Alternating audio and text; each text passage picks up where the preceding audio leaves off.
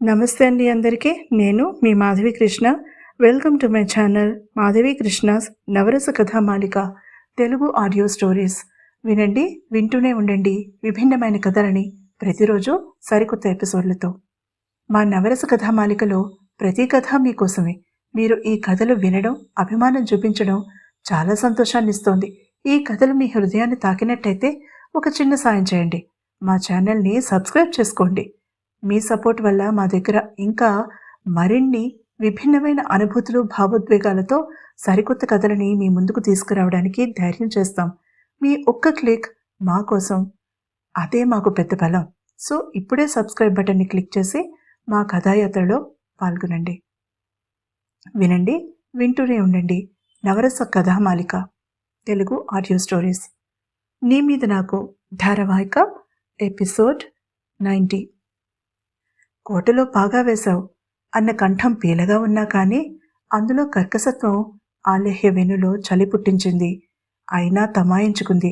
అందుకేగా అంత ప్రయత్నం చేసినది అంది నిర్లక్ష్యంగా. అటు నుంచి సన్నగా వినిపించింది నవ్వు. కట్లపాము నవ్వినట్టుగా అనిపించింది ఆమెకి. నిహార్ మాటలు గుర్తొచ్చాయి. ఆ దుష్ట చతుష్టయంలో అత్యంత ప్రమాదకరమైన వాడు ధనుష్ కోటి. నిలువెల్లా విషం ఉన్న మనిషి అతను. తడిగుడ్డతో గొంతు కోసే రకం. చాలా జాగ్రత్తగా డీల్ చేయాలి. ఆ మాటలు ఎంత నిజమో గొంతు వినగానే అర్థమైంది ఆమెకి. రాత్రి 11 గంటలకి మీటింగ్ అరేంజ్ చేశాను, వెస్ట్ వింగ్ చెప్పి కాల్ కట్ చేసేశాడు. టైం చూసుకుంది. 9 దాటింది. భోజనం గదికి తెప్పించుకుంది. బాగా ఆలోచించుకుని మెల్లగా మానసికంగా తనని తాను సిద్ధం చేసుకుంటూ తయారయ్యింది ఆలేహ్య. ఇప్పుడు ఆమెను చూస్తే తమన్నా లాంటి అమ్మాయిని స్నేహంతో లొంగదీసిన అమ్మాయిలా లేదు. ఒక ప్రణాళిక ప్రకారం తను ఎన్నుకున్న వ్యక్తిని సెడ్యూస్ చేయడానికి సిద్ధమైన అంబిషియస్ అమ్మాయిలా ఉంది. లేత గులాబీ రంగు ఫుల్ లెంగ్త్ సిల్క్ గౌన్ వేసుకుని జుట్టు నడినెత్తి మీదకి మడిచిపెట్టింది. శరీరం అంతా కవర్ చేసినా వంపు సొంపులు కనిపించేలా ఒంటికి హత్తుకుని ఉంది ప్రొవొకేటివ్గా. ఎన్నడూ లేనిది పెదాలకి గులాబీ రంగు లిప్స్టిక్ వేసుకుంది. లైట్గా మొహానికి మేకప్ అద్దుకుంది. అద్దంలో తనని తాను ఒకసారి చూసుకుని స్థిర నిశ్చయంతో బయటకు అడుగుపెట్టింది ఆలేహ్య. అప్పటికి సమయం 11 కావడానికి ఇంకా పావుగంటుంది. ఆమె తాపీగా రాయంచలా నడుస్తూ మెయిన్ మ్యాన్షన్లోకి అడుగుపెట్టి పరిసరాల్ని గమనిస్తూ లోపల వైభవాన్ని జాగ్రత్తగా తిలకించి కళ్లతోనే అందాలని మెచ్చుకుంటూ ప్రపంచంలో ఉన్న టైం అంతా తనదే అన్నట్టుగా అడుగులు వేస్తూ ధనుష్ కోటి చెప్పిన ప్రదేశానికి చేరుకుంది. అప్పటికే అతను చెప్పిన టైంకి అరగంట దాటింది. అయినా ఆమె పట్టించుకోలేదు. అన్ని వింగ్స్ చూసుకుంటూ వచ్చింది. అప్పటికే అందరూ అసహనంగా ఎదురు చూస్తున్నారు ఆమె కోసం. ఆలేహ్య లోపలికి అడుగు పెట్టగానే దీపాంకుర్ కోపంగా ఏదో అనబోయాడు ముందుకు వచ్చి. కళ్లతోనే ఆపేసింది పారిజాత. పెద్దాయనని మ్యాన్షన్కి తీసుకురావడంతో ఆమె ఆయనకి నర్సుగా వచ్చింది. రాత్రి ఆయనకి సాయంగా మేల్ నర్స్ ఉంటాడు. ఆమెని డ్యూటీ నుంచి రిలీవ్ చేస్తాడు. అందుకే అక్కడికి ఆ సమయంలో రాగలిగింది. శంకరం ఆలేహ్యని నిశ్శబ్దంగా పరిశీలిస్తున్నాడు. అతను ఊహించిన దానికన్నా ఆమె వయసులో చిన్నగా ఉంది. తమ పని ఆమె చేయగలదా అన్న సందేహం కలిగింది. కానీ ధనుష్ కోటి మాత్రం ఆమె వైపు తృప్తిగా చూశాడు. అతను ఆలేహ్యని సందేహించలేదు, కానీ దీపాంకర్ ఎంపిక మీద సందేహపడ్డాడు. కానీ ఎప్పుడూ చేసినట్టుగా ఈసారి అవకతవక పనులు చెయ్యలేదు దీపాంకర్. చాకు లాంటి అమ్మాయిని తీసుకువచ్చాడని ఒక్క చూపుతో కనిపెట్టాడతను. ఒక మనిషి కళ్ళలో ఆశ మరొక వ్యక్తి కనిపెట్టాలంటే ఆ వ్యక్తి కూడా అలాంటివాడే అయి ఉండాలి. ధనుష్ కోటి మిలమిలా మెరుస్తున్న ఆలేహ్య కళ్ళలో ఆ మ్యాన్షన్ అందాల పట్ల ఆశని చూశాడు. అది తనదయ్యే అవకాశం ఉందన్న ఆలోచనని ఆమె కళ్ళలో స్పష్టంగా చదవగలిగాడు. ఆనందంతో అతని పెదవులు విచ్చుకున్నాయి. ఎందుకో చూడగానే అతనికి నిహార్ ఆమె వలలో ఖచ్చితంగా చిక్కుకుంటాడన్న నమ్మకం కలిగింది. కొన్ని ఆలోచనలకి లాజిక్ ఉండదు. అలానే ఇప్పుడు ధనుష్ కోటి ఆలేహ్యని ఎందుకు నమ్మాడో అతనికే అర్థం కాలేదు. బహుశా ఆమె వేషధారణ కావచ్చు, లేదా ఆమె క్యాలిక్యులేటెడ్ బిహేవియర్ కావచ్చు. ఆమె పెదవి విప్పకుండానే తన యాటిట్యూడ్ని చూపించిన విధానం వల్ల కావచ్చు. కానీ ఆమెని అతను నమ్మాడు. ఆ విషయం ఆ గదిలో ఉన్న వాళ్ళకి అర్థం కావడానికి ఎక్కువ సమయం పట్టలేదు. ఒకళ్ళ మొహం ఒకళ్ళు చూసుకున్నారు. నీ ప్లాన్ ఏంటి? డైరెక్ట్గా విషయంలోకి వస్తూ అడిగాడు ఆలేహ్యని ధనుష్ కోటి. మీకు కావలసినదేంటి? ఆమె ఎదురు ప్రశ్న వేసింది. ఆమె అలా అడగడంతో ధనుష్ కోటి మరింత తృప్తిగా తల ఆడించాడు. మా మనిషి ఆ పెద్దాయన మనవరాలని అందరూ నమ్మాలి చెప్పాడు సూటిగా. ఆలేహ్య తనని చూసి పలకరింపుగా నవ్వకపోవడం చూసి తేలికగా నిట్టూర్చింది పారిజాత. ఆమె అలా చేసి ఉంటే ఖచ్చితంగా ధనుష్కోటికి దీపాంకుర్ మీద తన మీద అనుమానం వచ్చేది. ఆ ప్రమాదం లేదని గ్రహించి బిగబట్టిన ఊపిరిని తేలికగా వదిలింది. దీపాంకుర్ కూడా ఆనందంగా ఫీల్ అయ్యాడు. ధనుష్కోటి నానా మాటలు అనకుండా ఆలేహ్యని వెంటనే నమ్మినందుకు. శంకరం మాత్రం ఒక అద్భుతాన్ని చూస్తున్నట్టుగా చూస్తున్నాడు ఆమెని. ధనుష్కోటి లాంటి మూర్ఖుడి విశ్వాసాన్ని ఒక్క చూపులో సంపాదించడం అంటే మాటలు కాదు మరి. మీ మనిషి అంటే నేను అక్కడ మనవరాలిగా స్థానం పొందాలంటే ముందు మీ ప్రిన్స్ ద్వారా వెళ్ళాలి అంటూ దీపాంకుర్తో చెప్పిన విషయాలన్నీ ధనుష్కోటికి వివరించింది ఆలేహ్య.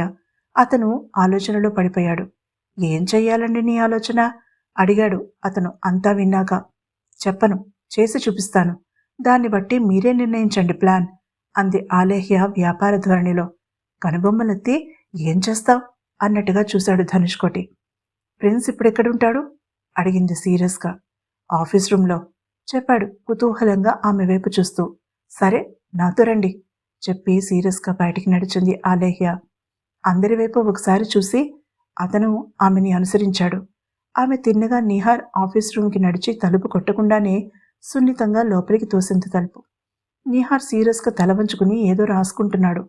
తలుపు తెరుచుకున్న శబ్దానికి ఉలిక్కిపడి తలెత్తి చూశాడు. ఎదురుగా లేత గులాబీ బాలలా నిలబడి ఉంది ఆలేహ్య. ఆమె రాత్రి భోజనం ఒంటరిగా చేసిందని తెలుసు.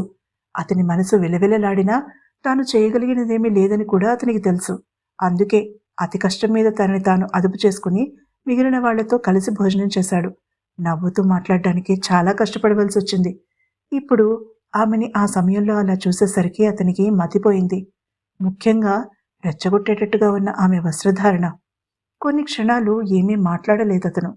క్షమించండి, మీరు ఇక్కడ ఉన్నారని అనుకోలేదు. బుక్స్ కోసం వచ్చాను చెప్పి వెనక్కి తిరిగి బయటికి వెళ్ళిపోబోయింది. ఒకే ఒక్క క్షణం అతని భ్రుకుటి ముడిచి మరుక్షణం మామూలుగా మారిపోయాడు. అతనికి అర్థమైంది. ఆమె నాటకం ప్రారంభించింది. ఒక్క నిమిషం అన్నాడతను. ఆమె ఆగి వెనక్కి తిరిగి చూసింది.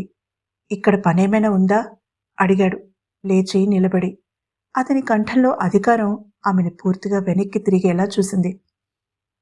నిద్ర పట్టడం లేదు, బుక్ తీసుకుందామని వచ్చాను ర్యాక్స్లో ఉన్న పుస్తకాల వైపు చూపిస్తూ చెప్పింది. మరి ఎందుకు వెళ్ళిపోతున్నావు అడిగాడు టేబుల్ వెనుక నుంచి ఆమె వైపుకు తాపీగా అడుగులు వేస్తూ నిహార్. మిమ్మల్ని డిస్టర్బ్ చేయడం ఇష్టం లేదు అంటూ ఆమె ధైర్యంగా అతని కళ్ళలోకి చూస్తూ తను కూడా ముందుకు నడుస్తూ అతన్ని మధ్యదారిలోనే ఎదుర్కొంది. అతను ఆమెని కావాలని నఖసిక పర్యంతం చూశాడు. కోరికతో కంపించిపోతున్న శరీరాన్ని అదుపులోకి తెచ్చుకుని తన నాటకాన్ని కొనసాగించడానికి ప్రయత్నించింది ఆలేహ్య. తను అక్కడికి ఎందుకు వచ్చిందో, తమని ఎవరు గమనిస్తున్నారో గుర్తుకు తెచ్చుకుంది. ధనుష్కోటికి తనని తాను రుజువు చేసుకోవాలని ఇక్కడికొచ్చింది. కానీ తన భర్త తనకి సవాల్ విసురుతున్నాడు. తనే ఆమెని తన అధీనంలోకి తెచ్చుకుంటానని కళ్లతోనే చెప్తున్నాడు. ఆమె చిన్నగా గొంతు సవరించుకుంది. అతనికి కొద్దిగా దగ్గరగా జరిగింది. కానీ మీకు అభ్యంతరమేమీ లేదని అర్థమైంది అంటూ తన చూపుడు వేలని అతని నునుపైన చెక్కల మీదికి పోనిచ్చి సున్నితంగా రాసింది. ఆ రోజు ఉదయమే షేవ్ చేసుకున్నాడు కాబోలు. నున్నగా ఉన్నాయి చెంపలు. ఆమె మెల్లగా ఆ వేలిని అతని చెంపల మీదుగా గెడ్డం మీదకి జార్చి అక్కడి నుంచి పెదవుల మీదికి తీసుకువచ్చింది. అతను ఊపిరి బిగబట్టాడు. ఎలానో మీరు పని దగ్గర నుంచి లేచారు కాబట్టి నాకు సాయం చేస్తారా యువర్ హైనెస్ని విరిచి పలుకుతూ అడిగింది ఆలేహ్య. అతను మాటలు మర్చిపోయిన వాడిలా మౌనంగా తల ఊపాడు.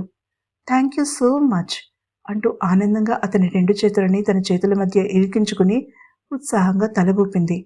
ఆ చర్య అతని నిగ్రహాన్ని చెడగొట్టింది. అతను ఆమెని విసురుగా తన దగ్గరికి లాక్కున్నాడు. ఊహించని అతని వేగానికి ఆమె తూలి అతని భుజాల మీద తన చేతులను వేసింది ఆసరా కోసం. నిప్పుతో చెలగాటమాడుతున్నావు కొంచెం గట్టిగానే అన్నాడు. తమని చాటుగా గమనిస్తున్నారని తెలుసు అతనికి. ఆమె చిన్నగా నవ్వింది. జీవితంలో కొన్ని రిస్కులు తీసుకోక తప్పదు యువర్ హైనెస్, అప్పుడే మనకి ఇష్టమైనవి దక్కుతాయి అంటూ అతనికి దూరం జరిగింది. అతను తిరిగి ఆమెని దగ్గరికి లాక్కోబోయాడు. కానీ ఆమె పక్కకి 2 అడుగులు వేసి అతని పట్టు నుంచి తప్పుకుంది. నన్ను ఊరిస్తున్నావా సీరియస్గా అడిగాడు. అతని కంఠంలో వాంఛ తీవ్రత స్పష్టంగా తెలుస్తోంది. ఆలేహ్యకి, బయట నిలబడి గమనిస్తున్న ధనుష్కోటికి కూడా. చిన్నగా నవ్వింది ఆలేహ్య. మీరు నాకు ఎలా అయితే అందనంత ఎత్తులో ఉన్నారో నేను కూడా మీకు అందనంత దూరంలోనే ఉన్నాను. ఒకరినొకరు అందుకోవాలంటే చాలా వలయాలు దాటాలి యువర్ హైనెస్. అంత సులువుగా మీరనుకున్నది మీకు దక్కితే క్షణాల్లో ఆ దక్కిన దాని విలువ సున్నాకి దిగిపోతుంది మీ దృష్టిలో. అది నాకు ఇష్టం లేదు. ఒక్క రాత్రితో మీరు నన్ను మర్చిపోవడం నాకు ఇష్టం లేదు. ఎంత వీలైతే అంత మిమ్మల్ని ఆపడానికి ప్రయత్నిస్తాను చెప్పింది నవ్వుతూ. సవాల్ చేస్తున్నావా అడిగాడు గమ్మత్తుగా నవ్వుతూ. ఊహు, నా సమస్య చెప్తున్నాను. మీరు నాకు కావాలి, కానీ ఒక్క రాత్రి సరిపోదు చెప్పి పుస్తకాల అరలవైపు నడిచింది ఆలేహ్య. అతని శరీరంలోని రక్తం మొత్తం అతని మొహంలోకి చేరిందా అన్నట్టుగా ఎర్రబడిపోయింది. సాధారణంగా మగవాళ్లు మాట్లాడినట్లుగా అలా ఒక అమ్మాయి మాట్లాడడం అతను విని ఉండకపోవడంతో ఆలేహ్య మీద కోరిక పుస్తున పొంగింది. ఆ క్షణమే ఆమెని తన కౌగిలిలో బంధించాలని అనుకున్నాడు. కానీ తాము నెరవేర్చవలసిన బాధ్యత ముందు ఉంది కాబట్టి తనని తాను అదుపు చేసుకున్నాడు. కానీ అతని ప్రయత్నం ధనుష్కోటి చాలా స్పష్టంగా గమనించాడు. తృప్తిగా నవ్వుకున్నాడు. తమ ప్లాన్ అద్భుతమైన విజయం సాధించబోతోంది అని గర్వంగా అనుకున్నాడు ధనుష్కోటి. తర్వాత ఏం జరిగిందో తెలుసుకోవాలంటే తర్వాత ఎపిసోడ్ని తప్పకుండా వినండి. ఈ ఎపిసోడ్ని తప్పకుండా లైక్ చేయండి, అలాగే షేర్ చేసుకోండి. కామెంట్ సెక్షన్ మర్చిపోకండి.